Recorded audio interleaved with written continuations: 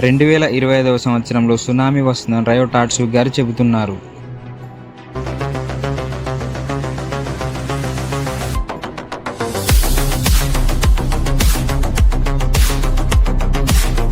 రయో టాట్సుకి ఓ Japanese కళాకారిణి. ఆమె భవిష్యత్తులో సంభవించే విపత్తుల గురించి చేసిన ప్రెడిక్షన్స్ ద్వారా అంతర్జాతీయంగా గుర్తింపు తెచ్చుకుంది.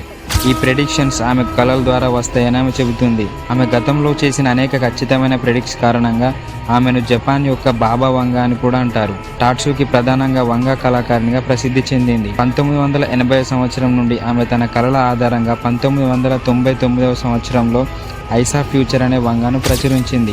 రయో టాట్సుకి చేసిన కొన్ని ముఖ్యమైన మరియు ఖచ్చితమైన అంచనాల్లో ఇవి ఉన్నాయి. 1991లో ఫ్రెడ్డీ మెర్క్యూరీ మరణం, 1992 సంవత్సరంలో ప్రెడిక్ట్ చేసిన ప్రిన్సెస్ డయానా మరణం, 1995లో ప్రెడిక్ట్ చేసిన కోబే భూకంపం, 2011వ సంవత్సరం మార్చిలో ప్రెడిక్ట్ చేసిన జపాన్ సునామీ మరియు 2020లో ఒక వైరస్ గరిష్ట స్థాయికి చేరుకుంటుందని కూడా దాని సూచిస్తుంది.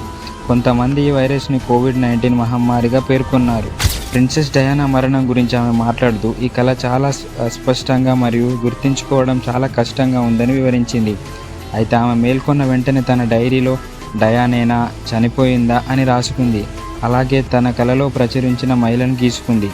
ఆమె ప్రెడిక్షన్స్ ఆగస్టు 31, 1992లో చేసింది మరియు సరిగ్గా 5 సంవత్సరాల తర్వాత ఆగస్టు 31, 1997 సంవత్సరంలో ప్రిన్సెస్ డయానా గారు మరణించారు.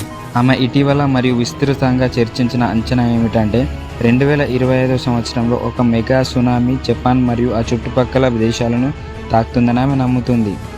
అయితే రయో టాట్సుకి గారు గత ప్రెడిక్షన్స్ వాస్తవాల్లో సరిపోయినట్టు అనిపించినప్పటికీ విపత్తు ప్రమాదాలను అంచనా వేయడానికి శాస్త్రీయ మరియు భూకంప సంబంధిత డేటాపై ఆధారపడాలని నిపుణులు హెచ్చరిస్తున్నారు.